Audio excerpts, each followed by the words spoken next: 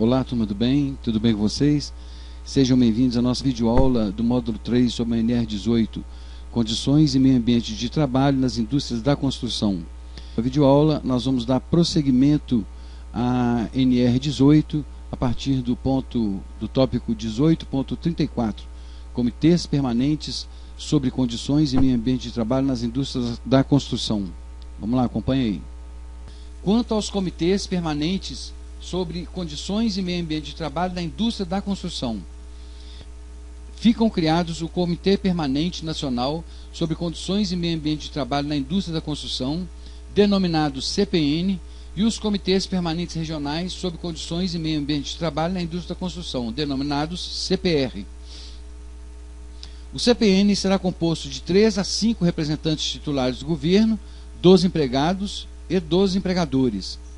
É facultada a convocação de representantes de entidades técnico-científicas ou profissionais especializados sempre que necessário.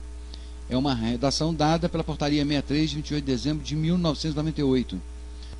No primeiro mandato anual, o coordenador do CPN será indicado pela Secretaria de Segurança e Saúde do Trabalho. No segundo, pela Fundacentro, e nos mandatos subsequentes, a coordenação será indicada pelos membros da comissão, dentre seus pares. A coordenação do CPN cabe convocar pelo menos uma reunião semestral destinada a analisar o trabalho desenvolvido no período anterior e traçar diretrizes para o ano seguinte. O CPN pode ser convocado por qualquer um de seus componentes por meio da coordenação, com antecedência mínima de 30 dias e reunir-se com a presença de pelo menos metade dos membros. Os representantes integrantes do grupo de apoio técnico-científico do CPN não terão direito a voto, garantindo o direito de voz.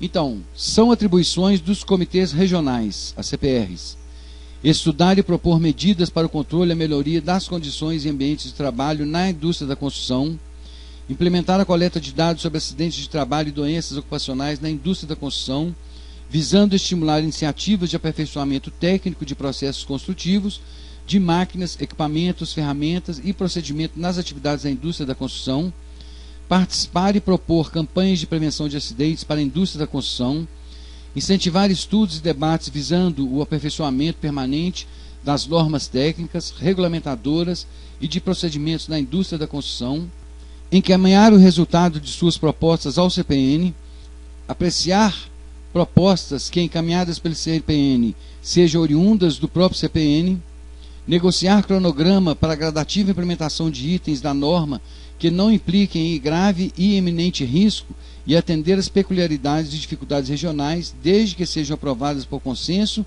e homologadas pelo Comitê Permanente Nacional.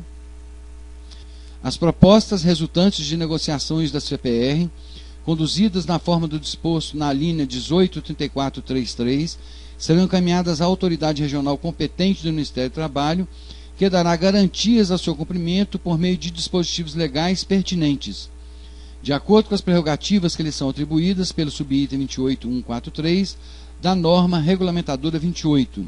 As anteriores aplicam-se aos observados as representações em âmbito estadual.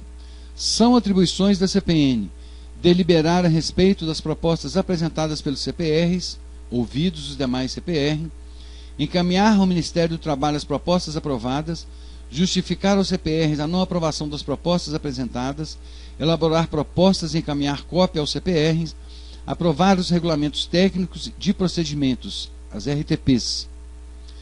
O CPR será composto de 3 a 5 representantes titulares e suplentes do governo, dos trabalhadores, dos empregados e de 3 a 5 titulares e suplentes de entidades profissionais especializados em segurança e saúde do trabalho, com apoio técnico-científico. As propostas resultantes dos trabalhos de cada CPR serão encaminhadas ao CPN. Se aprovadas, serão encaminhadas ao Ministério do Trabalho, que dará andamento às mudanças por meio de dispositivos legais pertinentes no prazo de 90 dias. Nos estados onde funcionarem organizações tripartites que atendem às atribuições estabelecidas para o CPR, presume-se que aquelas sejam organismos substitutivos destes. O CPN e o CPR funcionarão na forma que dispuserem os regulamentos internos a serem elaborados após sua constituição. Recomendações técnicas de procedimentos do RTP2. O Ministério do Trabalho, por meio da Fundação Jorge do Prado de Figueiredo de Segurança e Medicina do Trabalho, Fundacentro, publicará as Recomendações Técnicas de Procedimentos, as RTPs, após sua aprovação pelo Comitê Permanente Nacional sobre Condições e Meio Ambiente de Trabalho na Indústria da Construção, CPN, visando subsidiar as empresas no cumprimento desta norma. Disposições gerais. São de observância ainda as disposições constantes, os subitens 16.36.2 a 16.36.7. Quanto às máquinas, equipamentos e ferramentas diversas, os protetores removíveis só podem ser retirados para limpeza, lubrificação, reparo e ajuste, e após devem ser obrigatoriamente recolocados. Os operadores não podem se afastar da área de controle das máquinas ou dos equipamentos sob sua responsabilidade quando em funcionamento. Nas paradas temporárias ou prolongadas, os operadores de máquinas e equipamentos devem colocar os controles em posição neutra, acionar os freios e adotar outras medidas com o objetivo de eliminar riscos provenientes de funcionamento acidental. Inspeção, limpeza, ajuste e reparo somente devem ser executados com a máquina ou equipamento desligado, salvo se o movimento for indispensável à realização da inspeção ou ajuste. Quando o operador de máquinas ou equipamentos tiver visão dificultada por obstáculos, deve ser exigida a presença de um sinaleiro para a orientação do operador. As ferramentas manuais não devem ser deixadas sob passagens, escadas, andaimes e outras superfícies de trabalho ou de circulação. Devem ser guardadas em locais apropriados quando não estiverem em uso. Antes da fixação de pinos por ferramenta de fixação à pólvora, devem ser verificados o tipo e a espessura da parede ou laje, o tipo de pino e fica-pino mais adequados e a região oposta à superfície de aplicação deve ser previamente inspecionada. O operador não deve apontar a ferramenta de fixação à pólvora para si ou para terceiros. Quanto à escavação, fundação e desmonte de rochas, antes de ser iniciada uma obra de escavação ou de fundação, o responsável deve procurar se informar a respeito da existência de galerias, canalizações e cabos na área onde serão realizados os trabalhos, bem como estudar o risco de impregnação do subsolo por emanações de produtos nocivos. Os escoramentos devem ser inspecionados diariamente. Quando for necessário rebaixar o lençol freático, o lençol de água, os serviços devem ser executados por pessoas ou empresas qualificadas. Cargas e descargas ocasionais, bem como possíveis vibrações, devem ser levadas em consideração para determinar a inclinação das paredes do talude, a construção do escoramento e o cálculo dos elementos necessários. A localização das tubulações deve ter sinalização adequada. As escavações devem ser realizadas por pessoal qualificado que orientará os operários quando se aproximarem das tubulações, até a distância mínima de 1,50 m. Quanto à escavação, fundação e desmonte de rochas, o tráfego próximo às escavações deve ser desviado e, na sua impossibilidade, reduzida a velocidade dos veículos. Devem ser construídas passarelas de largura mínima de 60 cm, protegida por guarda-corpos, quando for necessário o trânsito sobre a escavação. Quando bate-estacas não estiver em operação, o pilão deve permanecer em repouso sobre o solo ou no fim da gula do seu curso. Para pilões a vapor, devem ser dispensados cuidados especiais às mangueiras e conexões, devendo o controle de manobras das válvulas estar sempre ao alcance do operador. Para trabalhar nas proximidades da rede elétrica, a altura e ou a distância dos bate-estacas deve atender a distância mínima exigida pela concessionária. Para a proteção contra a projeção de pedras, deve ser coberto todo o setor, área entre as minas carregadas, com malha de ferro de 1/4 de polegada a 3/16 de polegada, de 15 centímetros e pontilhada de solda, e devem ser arrumados sobre a malha seus pneus para formar uma camada amortecedora. Quanto à estrutura de concreto, antes do início dos trabalhos, deve ser designado um encarregado experiente para acompanhar o serviço e orientar a equipe de retirada de formas quanto às técnicas de segurança a ser observadas. Durante a descarga de vergalhões de aço, a área deve ser isolada para evitar a circulação de pessoas estranhas ao serviço. Os feixes de vergalhões de aço, que forem deslocados por guinchos, guindastes ou gruas, devem ser amarrados de modo a evitar o escorregamento. Durante os trabalhos de lançamento e vibração do concreto, o escoramento e a resistência das formas devem ser inspecionados por profissionais qualificados. Quanto às escadas, As escadas de mão portáteis e corrimão de madeira não devem apresentar farpas, saliências ou emendas. As escadas fixas, tipo marinheiro, devem ser presas no topo e na base. As escadas fixas, tipo marinheiro, de altura superior a 5 metros, devem ser fixadas a cada 3 metros.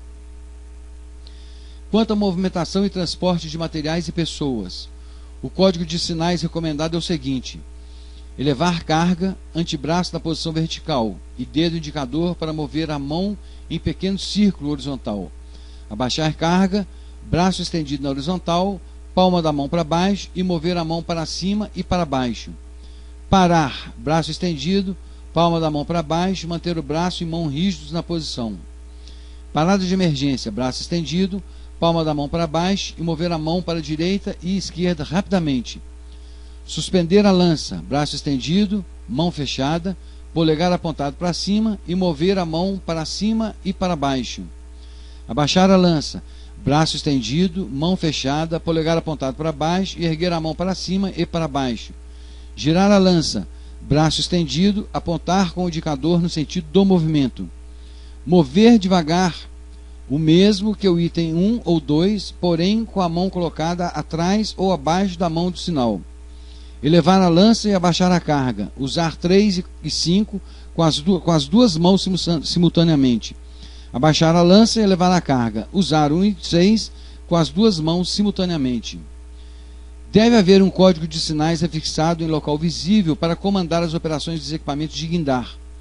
Os diâmetros mínimos para roldanas e eixos em função dos cabos usados são: diâmetro do cabo para 12,70, diâmetro da roldana 30 em centímetros, o diâmetro do cabo em milímetros e o diâmetro do eixo em milímetros, 30. Então, o diâmetro do cabo 12,70 milímetros, diâmetro da roldana 30 centímetros, diâmetro do eixo 30 milímetros. Diâmetro do cabo 15,80 milímetros, diâmetro da roldana centímetros 35 e 40 milímetros do diâmetro do eixo. Diâmetro do cabo 19 milímetros, diâmetro da roldana 40 centímetros, diâmetro do eixo 43 milímetros. Diâmetro do cabo 22,20 milímetros, diâmetro da roldana 46 centímetros e diâmetro do eixo 49 milímetros. E para cabo com diâmetro 25 e 40 milímetros, o diâmetro da roldana é 51 centímetros e o diâmetro do eixo 55 milímetros. Peças com mais de 2 metros de comprimento devem ser amarradas na estrutura do elevador. As caçambas devem ser construídas em chapas de aço e providas de corrente de segurança, ou outro dispositivo que limite sua inclinação por ocasião da descarga. Quanto a estruturas metálicas, os andaimes utilizados na montagem de estruturas metálicas devem ser suportados por meio de vergalhões de ferro, fixado à estrutura com diâmetro mínimo de 18 milímetros. Em locais de estrutura onde, por razões técnicas, não se puder empregar andaimes citados no anterior, devem ser usadas plataformas com tirantes de aço ou vergalhões de ferro, com diâmetro mínimo de 12 milímetros, devidamente fixados a suporte resistentes. Os andaimes referidos na linha A devem ter largura mínima de 90 centímetros e proteção contra quedas conforme subitem 18, 13 e 5. As escadas de mão somente podem ser usadas quando apoiadas no solo.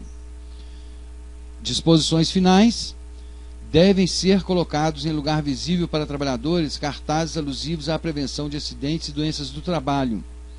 É obrigatório o fornecimento de água potável filtrada e fresca para os trabalhadores por meio de bebedouros de jato inclinado ou equipamento similar e que garanta as mesmas condições na proporção de 1 para cada 25 trabalhadores ou fração.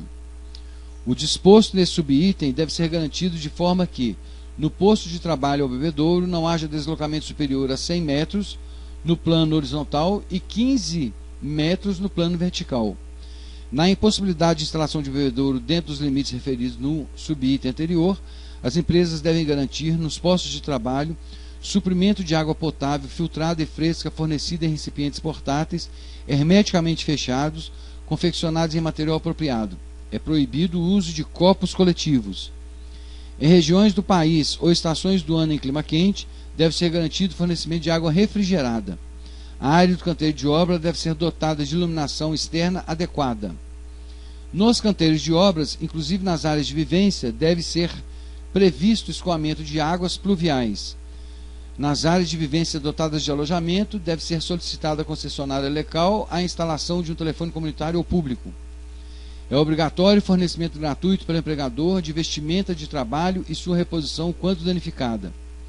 Para fins da aplicação dessa NR, são considerados trabalhadores habilitados aqueles que comprovem perante o empregador e a inspeção do trabalho uma das seguintes condições: capacitação mediante curso específico do Sistema Oficial de Ensino, capacitação mediante curso especializado ministrado por centros de treinamento e reconhecido pelo Sistema Oficial de Ensino.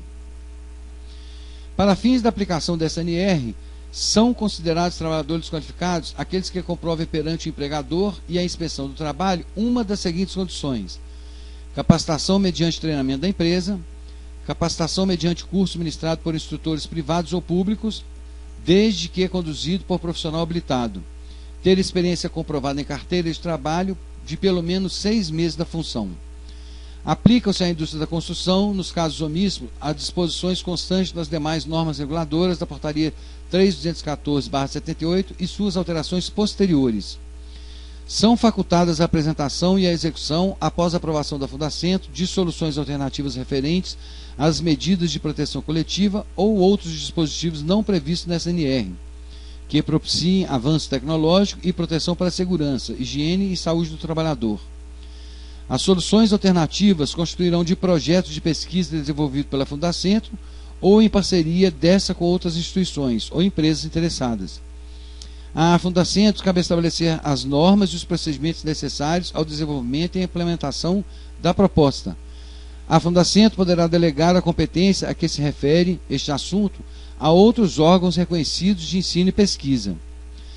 As soluções alternativas aprovadas, bem como as respectivas memórias de cálculo e especificações, constituem documentação fiscalizável pelo Ministério do Trabalho a ser mantida nos estabelecimentos de trabalho. A Fundacentro poderá publicar anualmente e comunicará ao órgão regional competente do Ministério do Trabalho, até no máximo 30 de junho de cada ano, os resultados estatísticos a ela encaminhados relativos ao exercício anterior. Disposições transitórias. O Programa de Condições e Meio Ambiente de Trabalho na Indústria da Construção, o PCMAT, referido no subitem 18.3.1, deverá ser elaborado e implantado nos 2 primeiros anos a partir da vigência dessa norma, conforme abaixo discriminado. No primeiro ano de vigência dessa norma, nos estabelecimentos com 100 ou mais trabalhadores. No segundo ano de vigência dessa norma, nos estabelecimentos com 50 ou mais trabalhadores. O elevador de passageiros referido no subitem 18.14.23.1.1 será exigido após 4 anos de vigência dessa norma, desde que haja pelo menos 30 ou mais trabalhadores. No terceiro e quarto ano de vigência dessa norma, o elevador de passageiros deve ser instalado a partir da 7ª laje dos edifícios em construção, com 10 ou mais pavimentos de altura, equivalente de cujo canteiro de obras possua pelo menos 40 trabalhadores. As empresas que fabricam, locam, comercializam ou utilizam os andaimes referidos no subitem 18.15.47 devem adequar os referidos equipamentos em um prazo máximo de 1 ano a partir da vigência dessa norma. Glossário. O glossário traz o conceito de termos utilizados na apostila e neste documento do PowerPoint, entretanto não serão abordados nessa videoaula. Anexos. Os anexos referem à ficha de acidente de trabalho, anexo 1, e ao resumo estatístico anual da NR 18, e complementam o conteúdo dessa apostila. Pois bem, aqui a gente encerra uma videoaula sobre a NR 18, Condições e Meio Ambiente de Trabalho nas Indústrias da Construção. Eu estou à disposição para esclarecer qualquer dúvida, tá? Não se esqueçam disso. E vou lembrar mais uma vez que para absorverem esse conteúdo é necessário a leitura e a compreensão. Leu uma vez, não entendeu? Lê novamente, vai lendo, que você vai conseguir compreender. Tem dúvida? Rogério está na linha, é só me chamar aqui, só me pedir ajuda que eu ajudo, né? Não sendo necessário a minha interferência, você tem aí também a web que vai te trazer informações, vai te esclarecer suas dúvidas, tá? Mantenho aqui à disposição de vocês a minha pessoa para esclarecer qualquer dúvida. Um forte abraço a todos aí.